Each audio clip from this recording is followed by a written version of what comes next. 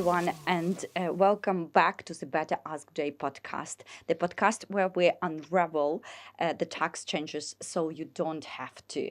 I'm Maria, Business Development Manager, and today we are driving straight into the yesterday budget. The one that has already given accountants palpitations and clients a mixture of hope, dread, and confusions. So the Chancellor finally stood up, um, delivered the numbers, sat down, and the left of the rest of us scrambling thought the small print. So today we are breaking it all down clearly, calmly, and with just the right amount of Jason flavor sarcasm. Jason, how are you today? How is your blood pressure? I've almost returned to normal. It's not a budget if I'm not up all night thinking about what it means for my clients. But yes, I've been through the documents, the tables, the sneaky footnotes, all that stuff, and I'm ready. Oh, perfect. Because this episode, we are covering exactly what was announced, what it means for individuals, business owners, property investors, employers, and anyone who secretly hope for good news and got well, whatever that was. And I'll be giving my usual honest take: what's helpful, what's unhelpful, what's going to cause chaos, and what you should do next. Right. So stick the kettle on, grab a notebook if you are feeling enthusiastic, and let's get into the real impact of this year budget. This is Better Ask Jay, the budget breakdown. Jay, so we are very happy that our council now delivered the budget. So, what do you think about it? What is your general opinion about it? Well, I think it was not really as exciting as we was expecting it to be. So in the run up to this, we've had all sorts of announcements and rumours.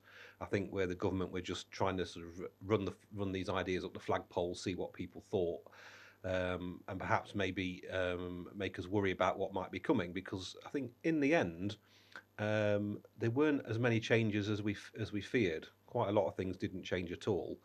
And so, yeah, so I don't think it was anywhere near as complicated or exciting as we expected it to be, which is good. Right. So, it's not like a catastrophic stage of event for the country. Is it correct? Well, I think it's not. It wasn't particularly catastrophic this time, but on top of the budget from last year, the predictions are that by the end of the Parliament, our tax will be 38% of the total GDP.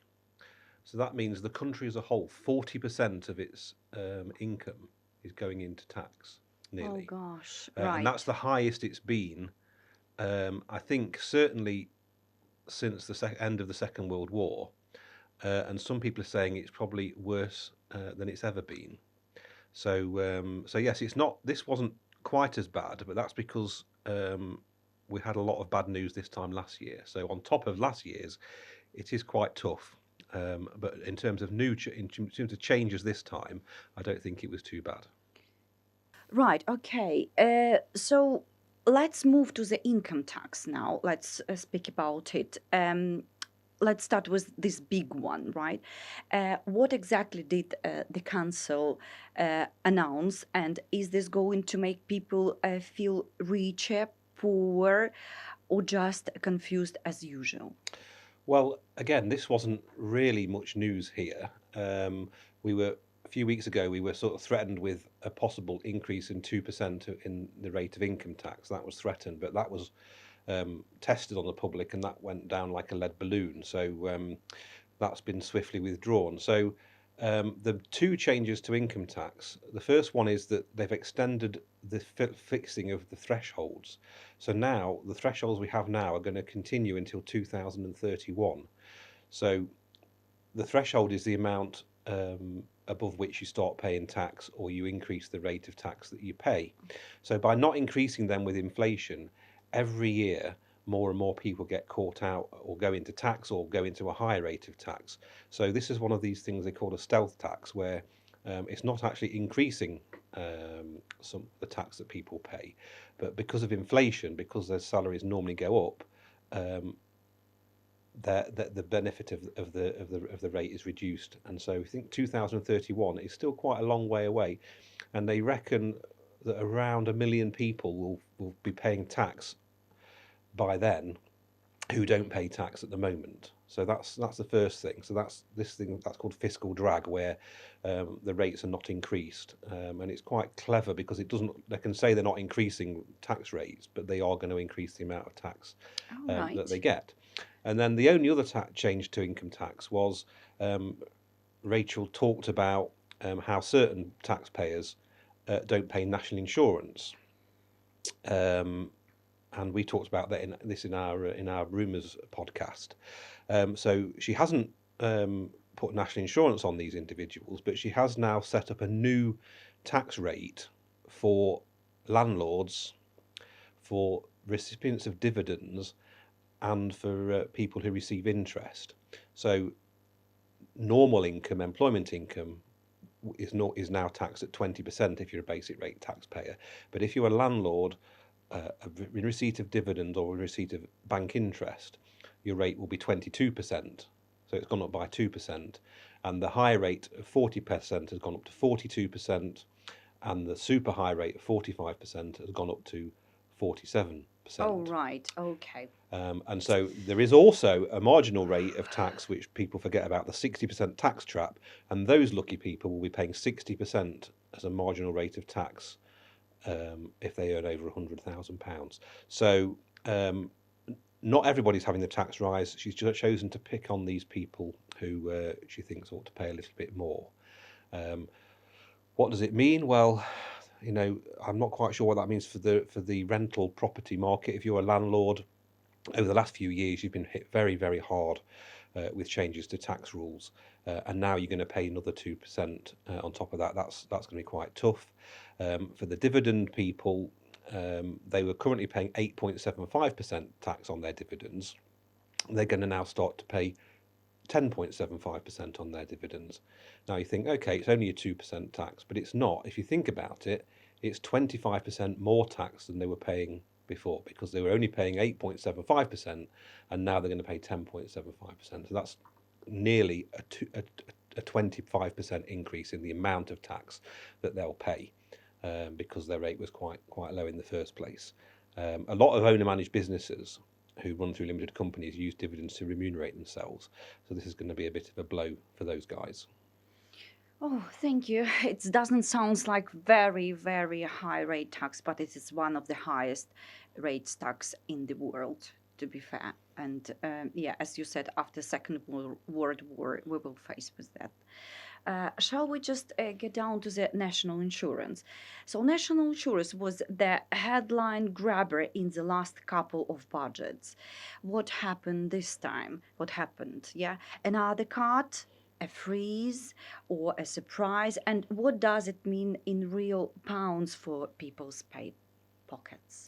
Well, again, not a lot of excitement here. They didn't change the rate or apply it to any new types of income. They sort of dealt with that via what I talked about on income tax. So we haven't seen much of an increase, any increase in the rate of national insurance.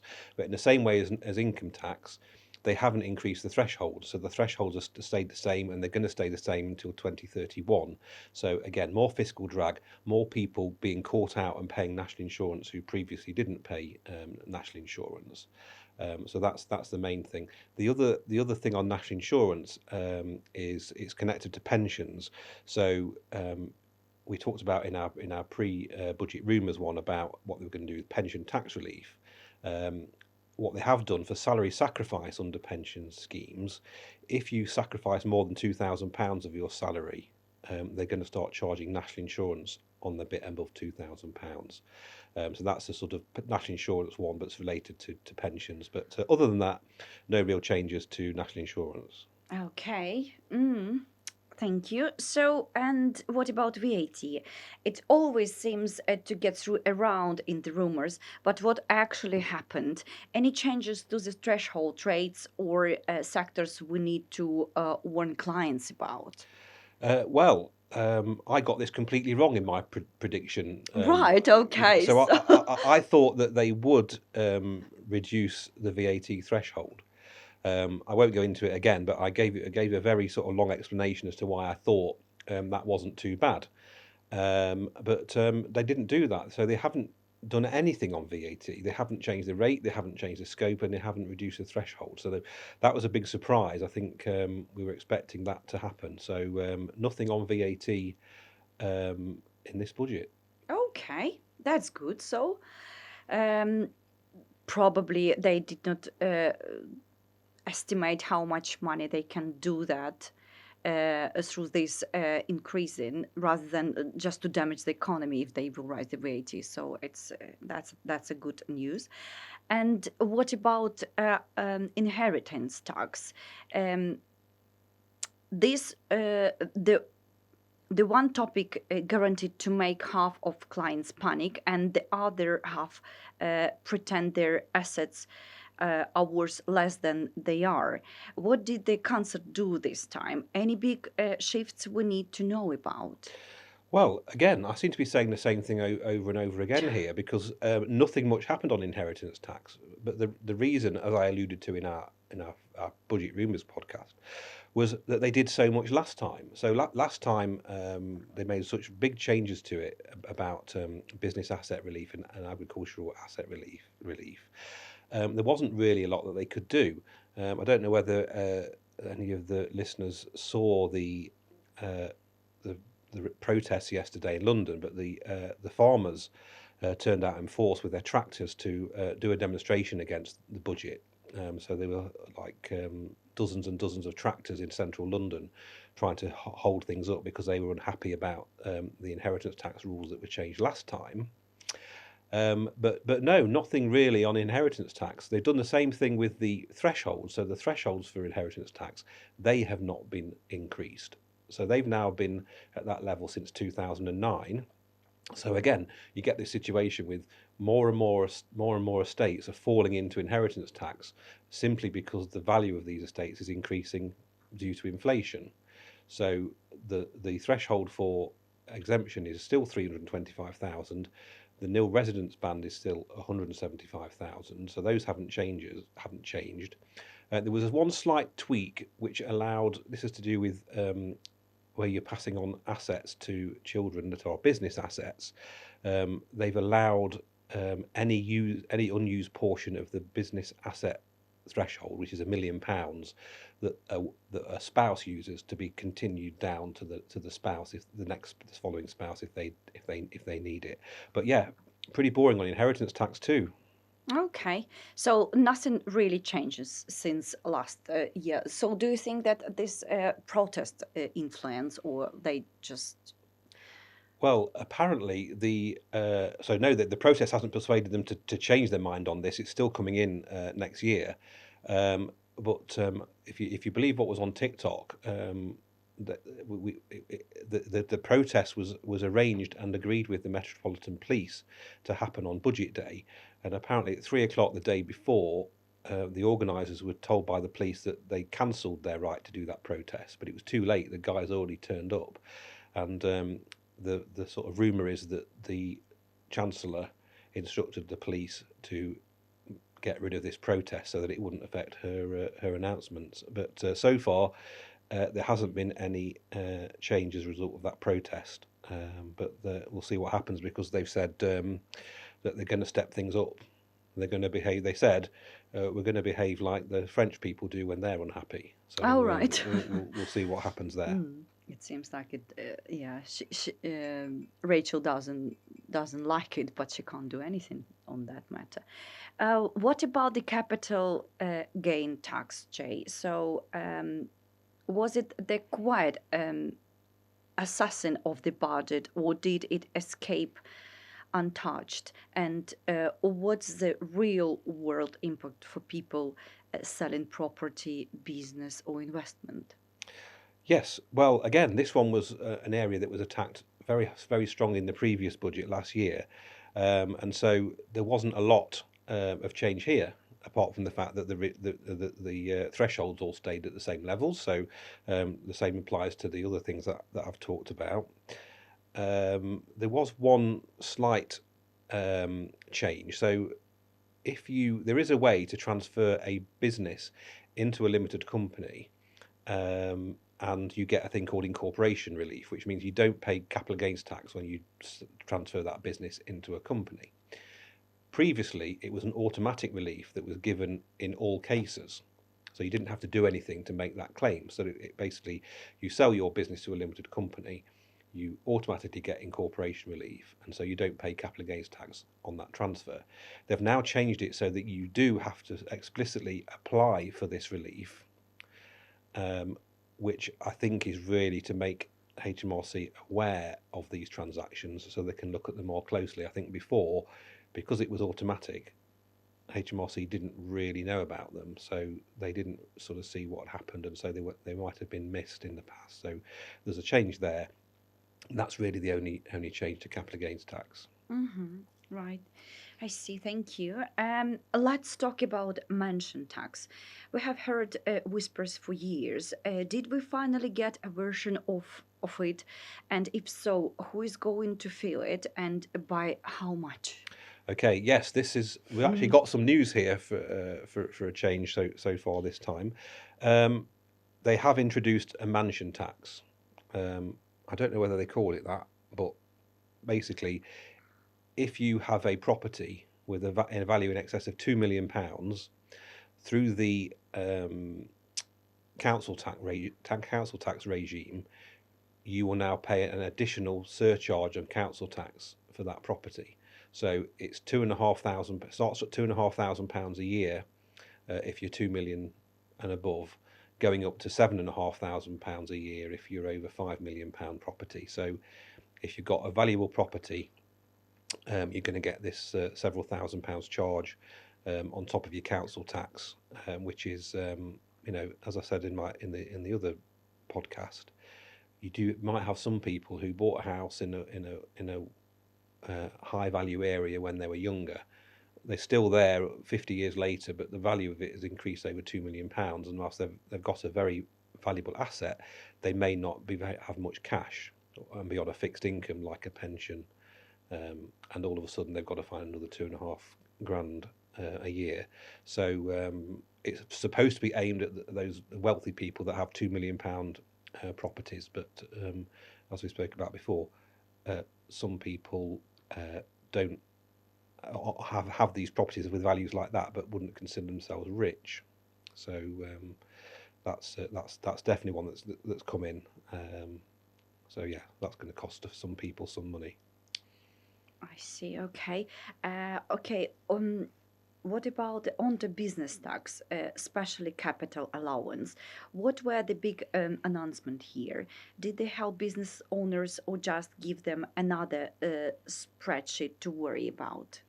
Okay, so there wasn't much in terms of relief or additional relief for taxpayers, or for businesses in the budget. But what they actually reduced a relief that's available. So if you buy an asset in your business and you like a capital asset, like a computer or a printing machine or something like that, you normally get 100% relief on that in the first year against your profits. That's quite a generous relief. But after you've exhausted that relief, you get an annual deduction against your profits, and that is called a written down allowance. Now it's currently 18%, and as a result of the budget, it's going down to 14%. So that's a reduction in the relief you get. The best way to describe it is tax allowable depreciation. That's what I would call it. And basically, you used to get 18%, and going forward, you're going to get 14%. So that's a reduction.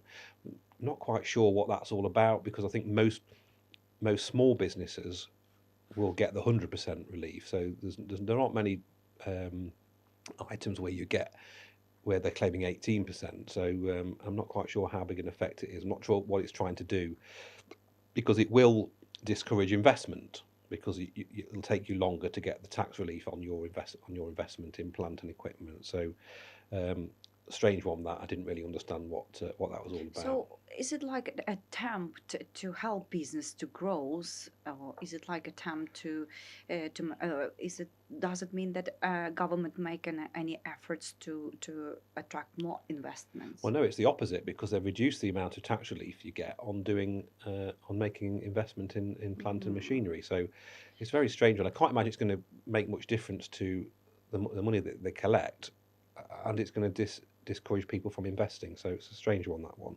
right. Thank you. I see. What about ISAs? Yeah. ISAs, yes. ISIS, Hmm. sorry. ISIS always gets some sort of trick.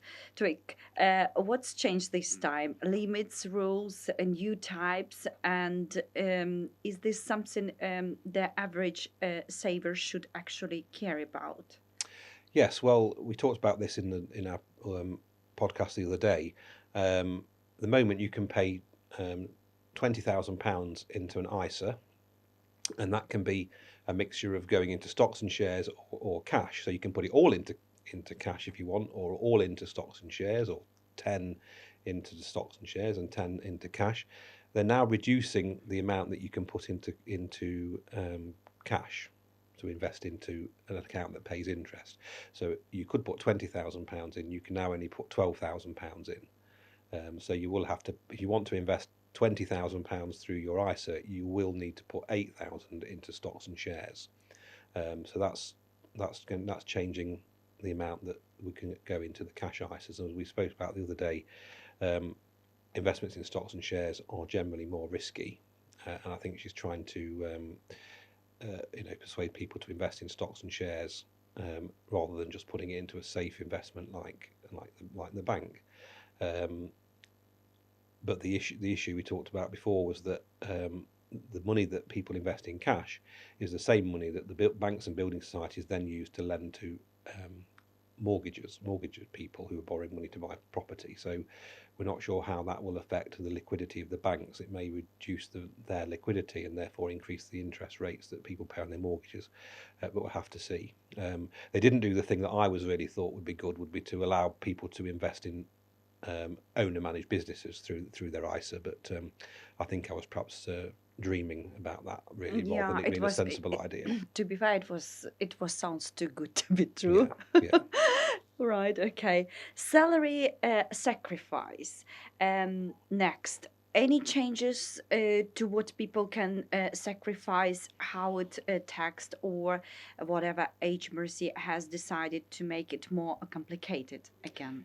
Yes, I mentioned this earlier in the income tax bit. They're basically only allowing you to sacrifice £2,000 a year to put into your pension pot, um, and, and still be exempt from tax and national insurance.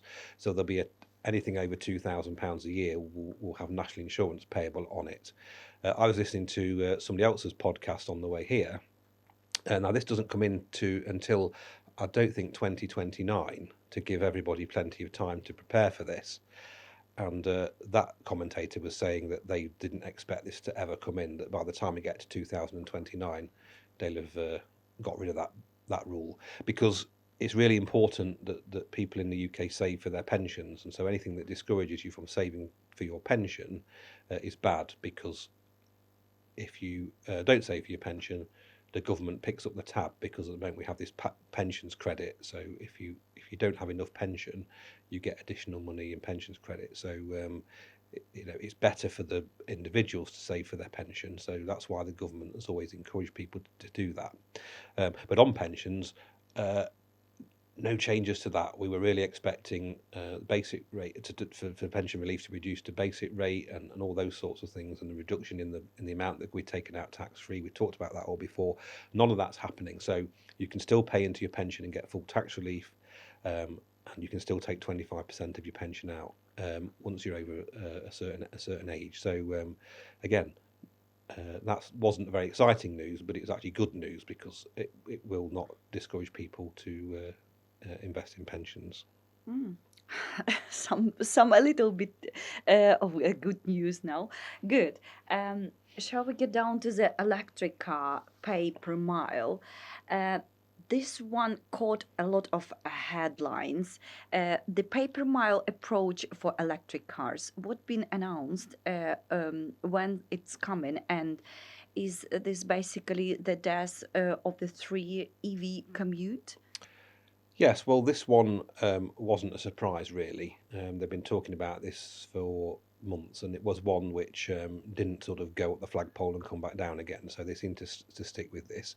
Just so people understand, the idea is that if you have a petrol or a diesel car, you pay you pay tax through the fuel that you buy because it's heavily taxed. The fuel that you buy from the petrol pump, something like 80% of the price of fuel is tax.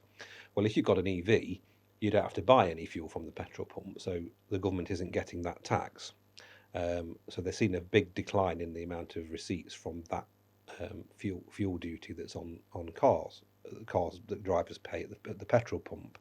But of course, these electric cars, they still use the roads, they still use the resources that everybody else is using. And so the argument is that these people who have electric cars and plug-in hybrids should make a contribution to the cost of maintaining the roads. So they're going to be charged 3p per mile for EVs, and plug-in hybrids are going to pay 1.5 pence per mile.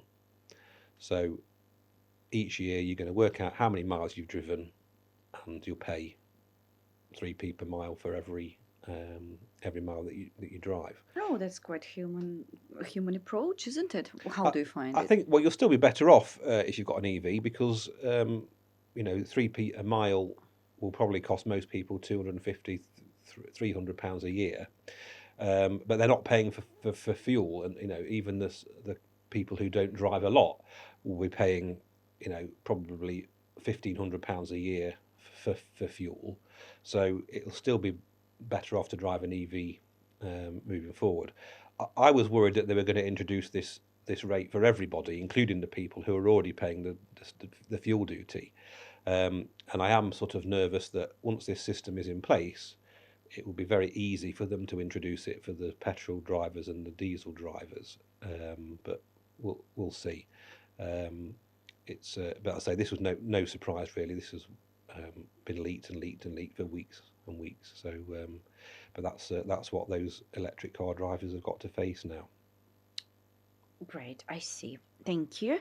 So that myth already like done, and let's get down to the tourist tax now. What did they announce, and who does it apply to? And is this something our clients actually need to think about, or just another fun headline? Well, this is not an announcement of something that's actually going to happen. They're going to consult on this, but Hmm. what the proposal is, they're going to give local authorities the right to charge a tax on hospitality overnight stays. So, if you've been around the world, this happens in many countries where the hotel you'll pay your bill and you'll get a $5 charge a day for tourist tax, and this is what they're talking about here. We don't really have any details of how much it would be because what she's allowing them to do is she's going to give this decision to the local authorities to decide how much they charge to the hotels and the Airbnbs. So it's a bit controversial because it's affecting the hospitality industry, which is already struggling, and is going to struggle more. We'll come on to something else that's going to affect them later, but yeah, that's if it's £5 a day, that's on top of that's going to be a charge the hospitality businesses are going to have to pay. Now they'll pass it on to the tourists, and the argument goes, oh well, it's foreign people paying that. It's a bit like Trump thinking that it's all the other countries that pay the tariffs. In reality, not everybody who stays in a hotel in the UK is a foreign tourist. Many people stay in hotels in the UK, and they are domestic tourists or business people or all those sorts of things, and so they'll have to pay it as well because I can't imagine that there's going to be a two-tier system where you show your passport and you pay the tourist tax if you're a foreigner, and you don't if you're domestic. So it's not been announced yet, but it looks like that's going to come. Let's talk about minimum wage.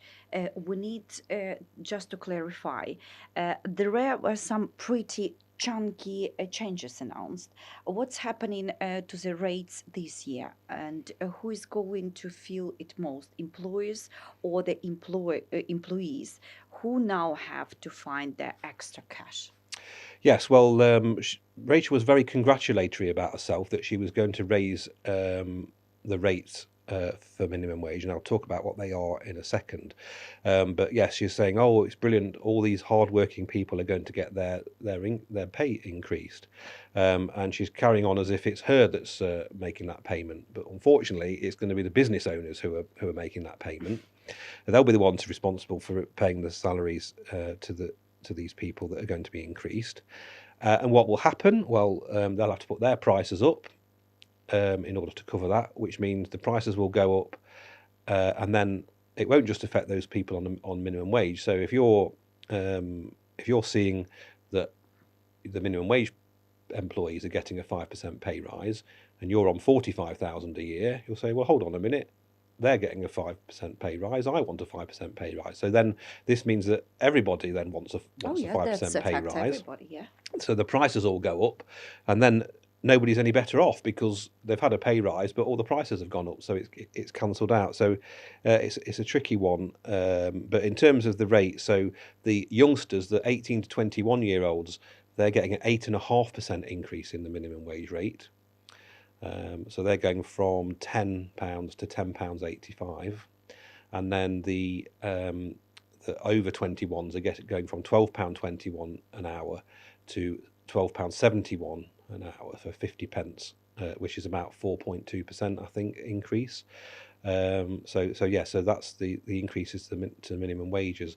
And this is what I was talking about earlier about the hospitality industry. The hospitality industry is already struggling, and they're going to have to increase because their staff tend to be at minimum wage, and they're going to get an increase of 4%, potentially 8.5% for some of their employees, which is quite a big increase that they'll have to pass on. And the real youngsters have also up to 16. Those guys have had a really big increase. I think the concern is what that's going to do for the apprentice schemes. Mm-hmm. So if you're on an apprentice scheme or a youngster up to 16, or I think it's 16 to 18, the minimum wage for them is now £8,000 a year. So that's gone up quite a bit, and so I've seen people talking about this and saying, maybe people won't take on apprentices because if you take someone on at 16, they've got no skills. You've got to teach them everything, but on top of that, you've got to pay them £8,000 a year, and they think that might be just a little bit too much for businesses to cope with. So we'll see what happens there. But yes, minimum wage has gone up for everybody, and I just can't see that not being inflationary. I see, but where it's going to be came from this additional funds? Because according to the news, there's already big chains like Aldi, Lidl, etc. They already rise their minimum wages for the people. So what about all other businesses? So where they presumably can get more money for that? So is it like Well, they're just going to it's business like owners. some miracle should to be arrived, Well, the yeah, in business the owners, businesses. either the business owners are going to have to pay it, Yeah. or they'll increase their prices, so the customers will have to pay it. So by that, we're going to that's going to affect all the prices Yes. going to be up. Yeah. Yeah. Oh, so is this a genuine win for the workers, or it's going to bounce back as high price and tighter job markets? Well, I have to confess that this is sort of moving into my own personal thoughts here.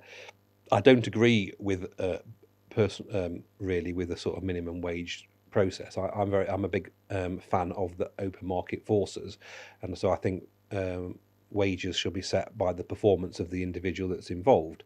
And so artificially making someone pay above a certain level goes against that market forces issue. And I'll probably get into trouble for saying this, but some people just aren't worth the minimum wage, and so that's a problem, because they're you have to pay someone a certain amount, and if no matter how bad they are, I know you can always get rid of them, but Jason, it's a little bit not polite correct. Let's no. just keep silence. I do appreciate your shares, but a little bit, yeah. Let's just to be careful with that, because you can't say somebody doesn't worth it. This is like this is on the shoulders of the business owner to decide. Yeah, Yeah. right. But anyway, thank you for sharing. And I'm really curious how, in a general, this budget will influence landlords. So how it's going to affect them? Yeah. So the landlords they're facing this extra 2% on income tax. So their tax is just going to increase by 2% across the board. This is on top of all the other things that landlords have had to put up with over the last few years. So they were prevented from having full tax relief on their interest payments. Some local authorities have introduced licensing fees, which are several £100 every few years. So landlords are facing quite a lot of difficulty, and if you're a landlord and you have a mortgage on your property, it's very difficult to make any money, because from the property. yeah, because by the time you've paid your mortgage, the interest, the costs of repairs and all those sort of things, the licensing fees and everything else, and now you're paying 22% income tax on that. There's not much left, really. So they're facing a difficulty. Right. And what about how this budget will influence small business, medium businesses? How it will affect them? We already mentioned the minimum wages. We already mentioned this cost per mile. We talk about a capital gains tax, but what else on top of that? Well, I think in summary, small businesses their issue is going to be the owners will be caught out by the additional income tax rate if they run their business through a limited company.